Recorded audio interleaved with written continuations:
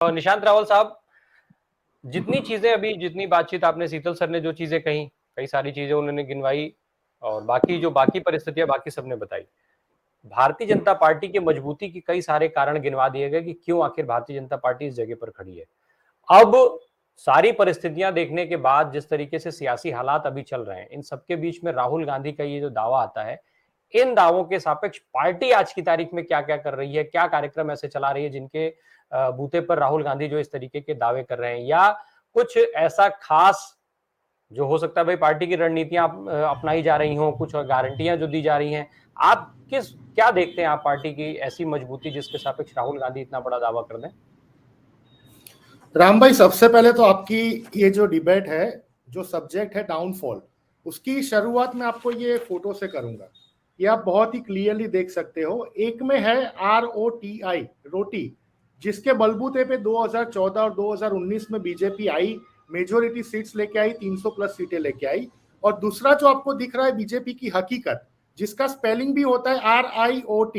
अब ये दोनों में फर्क सिर्फ, दोनों में कैरेक्टर तो सेम ही है, सिर्फ अदला बदली हो गई है। लेकिन जो रायोट जो हम सुनते हैं और देखते हैं, वो इतना भयानक शब्द है। हमने तो 2002 में यहाँ पे देखा भी है और फील भी किया है, बहुत नजदीक से देखा है। और मणिपुर में और हरियाणा में क्या हुआ होगा और मणिपुर में अभी भी क्या हो रहा है, वो हम सब बैठ के यहाँ पे डिबेट तो कर लेंगे लेकिन महसूस नहीं कर पाएंगे। आप समझ लीजिए डाउनफॉल तो तब से ही शुरू हो गया था बीजेपी का, जब से 4000 किलोमीटर की राहुल गांधी जी की भारत जोड़ो यात्रा पूर्ण हुई।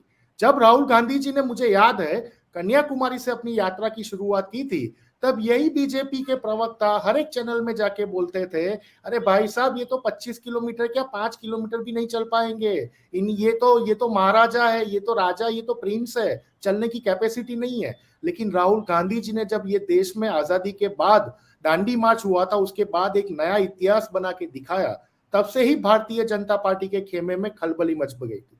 क्योंकि राहुल गांधी जी की भारत जोड़ो यात्रा में हर एक स्टेट में, जब बीजेपी का रूल स्टेट हो या कांग्रेस का या किसी अदर पार्टी का स्टेट हो, वहां पे जिस तरीके से हर रोज 2.5 लाख से 4 लाख लोग अपने आप जुड़ने लगे और चलते थे राहुल गांधी जी के साथ, कोई 5 किलोमीटर, कोई 2 किलोमीटर, कोई 10 किलोमीटर, उससे ही बीजेपी के आईटी सेल को पता लग गया था कि भाई अब ये यात्रा को हम डिफेंड कैसे करेंगे। कुछ नहीं मिला, राहुल गांधी जी के शूज के बारे में बोलना शुरू किया, उनके टी शर्ट के बारे में बोलना शुरू किया। वो पब्लिक को अच्छा नहीं लगा। आप एक बात समझिए कि बीजेपी की हालत अभी देखिए भारत देश में, ये 2017 का मेरे पास मैप है, अगर आप देख सकते हो तो, और बाकी का मेरे पास है 2023 का। ये मैप क्लियरली दिखाता है कि 2017 में जब बीजेपी की सत्ता थी और जब बीजेपी का ग्राफ काफी ऊपर चला गया था, तब वो भारत देश के 78% लैंड एरिया में थी, और नॉन बीजेपी की जो स्टेट गवर्नमेंट थी वो 22% लैंड एरिया में थी। अब ये सिमट कर बीजेपी 43% पे चली गई है और नॉन बीजेपी 57% लैंड एरिया पे अभी रूल कर रही है। अब देखिए, कोई भी लोकसभा का इलेक्शन होता है, उसमें वोट शेयर और कितनी सीटें, ये दोनों चीजें मायने रखती है।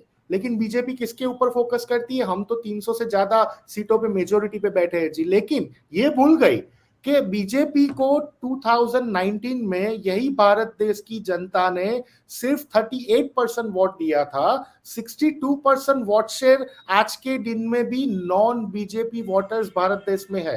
ये प्रूव करता है कि भारत देश में सीटों को अगर साइड पे रखे, सत्ता को अगर साइड पे रखे, तो भारत देश में नॉन बीजेपी लोगों की पॉपुलेशन वाइज तादाद ज्यादा है। और इसी की वजह से पिछले 3 महीने से आपकी चैनल हो, कोई भी और नेशनल चैनल हो, कोई भी और प्रादेशिक चैनल हो, वो सबके जो पोल्स आ रहे हैं और टिल डेट के जो पोल्स आ रहे हैं, उसने अभी से बीजेपी को 43% वोट शेयर पे ला खड़ा कर दिया है। कांग्रेस को 41, यानी इंडिया जो हमारा गठबंधन है, उसको 41% वोट शेयर पे ला खड़ा कर दिया है। अभी तो चुनाव को 8 से 9 महीने बाकी है, सिर्फ 2% 3% का मार्जिन हमें सर करना है। उसमें भी मध्य प्रदेश में मेजोरिटी हमारी सरकार बन रही है, छत्तीसगढ़ में कांग्रेस की सरकार रिपीट हो रही है, राजस्थान में कांग्रेस की सरकार रिपीट हो रही है, तेलंगाना में 50-50% सिचुएशन पे कांग्रेस आ चुकी है। ये 4 राज्यों के चुनाव साबित करेंगे कि आने वाले तो 2024 के लोकसभा के चुनाव में इंडिया गठबंधन का परफॉर्मेंस कैसा रहेगा। देखिए, इंडिया को बनाने की हमें जरूरत इसलिए पड़ी क्योंकि जिस तरीके से, मैं गुजरात का बेस्ट एग्जांपल दे सकता हूं, मैं वहां से आता हूं। गुजरात में 156 सीट्स लाना बीजेपी के लिए इम्पॉसिबल था, क्योंकि गुजरात में जब मोदी साहब ने 15 साल शासन किया, अगर उस समय भी कांग्रेस का 149 सीट्स का रिकॉर्ड मोदी साहब खुद नहीं ब्रेक कर सके थे, तो क्या लगता है आपको कि ये विजय रूपाणी जी, आनंदीबेन पटेल, ये अपने भूपेंद्र भाई पटेल, ये लोग मिलके रिकॉर्ड ब्रेक कर दिया? नहीं जी, उन्होंने आम आदमी पार्टी का यूज किया, उन्होंने आम आदमी पार्टी को अपनी बी टीम बनाई, उन्होंने ऐसी ऐसी 46 सीटों का मैं आपको हिसाब दे सकता हूं गुजरात में, जहां पे 40,000 से लेके 80,000 तक के वोट शेयर आम आदमी पार्टी लेके गई सारे कांग्रेस के वोटर से। उन्होंने एक तरीके से आम आदमी पार्टी को सुपारी दी थी कांग्रेस को हराने की।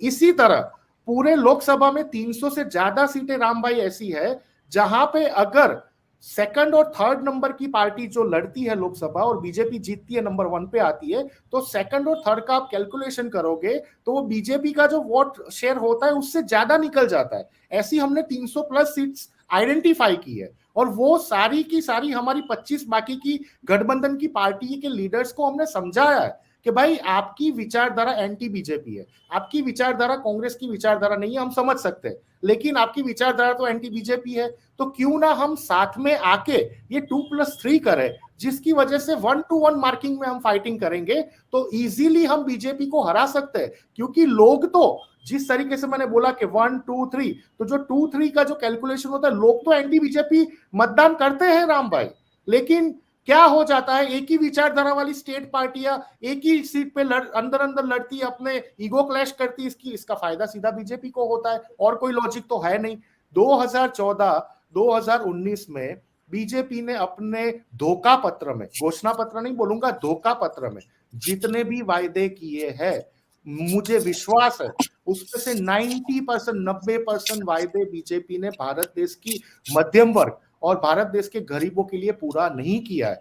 देखिए राम भाई, हमारा देश मध्यम वर्ग से चलता है, क्योंकि हमारे देश में गरीबों को तो कांग्रेस की सरकार होगी तो भी मुफ्त का राशन मिलेगा, बीजेपी की सरकार होगी तो भी मुफ्त का राशन मिलेगा, लेकिन हमारे देश को चलाने वाला जो वर्ग है वो मध्यम वर्ग है। उसमें स्मॉल मीडियम एंटरप्राइजेस आ गए, जो छोटी मोटी 15,000 से लेके 25,000 तक की नौकरियां करते हैं, अपना आधा दिन तो ट्रेन और मेट्रो में और लोकल ट्रेनों में आने जाने में पसार कर देते, ऐसे लोगों की वजह से हम जीतते हैं। लेकिन बीजेपी ने ये जो मध्यम वर्ग है उसको इतना बिजी कर दिया राम भाई, इतना बिजी कर दिया कि बंदा जब घर आता है तो न्यूज चैनल भी खोल के नहीं देखता, हकीकत भी नहीं देखता, कोई आर्टिकल भी नहीं पढ़ पाता, क्योंकि जब वो घर आता है 2 रोटी खाता है, एसएमएस आ जाता है, जी कल आपको टीवी का ईएमआई भरना है, दूसरे दिन एसएमएस आ जाता है जी आपको फ्रिज का ईएमआई भरना है, तीसरे दिन एसएमएस आ जाता है जी आपको घर का ईएमआई भरना है, 5वें दिन न्यूज आ जाता है टमाटर 200 रुपए किलो हो गए, 6ठे दिन न्यूज आ जाता है घर की ईएमआई बढ़ गई। इसमें हमारा देश का मध्यम वर्ग इतना ज्यादा बिजी हो गया है बीजेपी के शासन में, जब उसको फ्री टाइम मिलता है व्हाट्सएप बेचारा खोलता है, व्हाट्सएप में क्या देखता है, फेक वीडियोस कहां से आते हैं, बीजेपी के आईटी सेल के थ्रू आते हैं, वो भी पेड आईटी सेल, कोई भी वॉलंटियरियन नहीं है। जो अभी एक साहब ने बोला था कि बीजेपी के पास सोशल मीडिया में वायरल करने के लिए 15 लाख से ज्यादा की फोर्स है, वो सारी की सारी पेड है, कोई ऑर्गेनिक पद्धति से वो लोग काम ही नहीं करते। They do not know what is organic method in social media. इसकी वजह से हमारे मिडिल क्लास लोग 2019 में भी वो उनका माइंड चेंज हो गया, जाके बीजेपी को वोट डाला। क्यों भाई, राम मंदिर बना के देंगे, भाई ये करके देंगे, हिंदुत्व की बातें करेंगे। लेकिन अब हमारा वही मध्यम वर्ग बहुत ही समझदार हो चुका है, था पहले से, मैंने जैसे बोला वो बिजी कर दिया था, अब वो मध्यम वर्ग निकलने लगा है। उन्होंने हिमाचल में प्रभु श्री राम की बात की, हिमाचल की जनता ने एक्सेप्ट नहीं किया। कर्नाटक में प्रभु श्री राम के परम भक्त हनुमान जी को बीच में लाए, कर्नाटक की जनता ने एक्सेप्ट नहीं किया। बाकी के 4 राज्यों में भी आप देख लीजिएगा दिसंबर में चुनाव है क्या होने वाला है। यानी ये डाउनफॉल जो आपका आज का शीर्षक है वो 100% लागू पड़ता है। जी राम भाई। जी।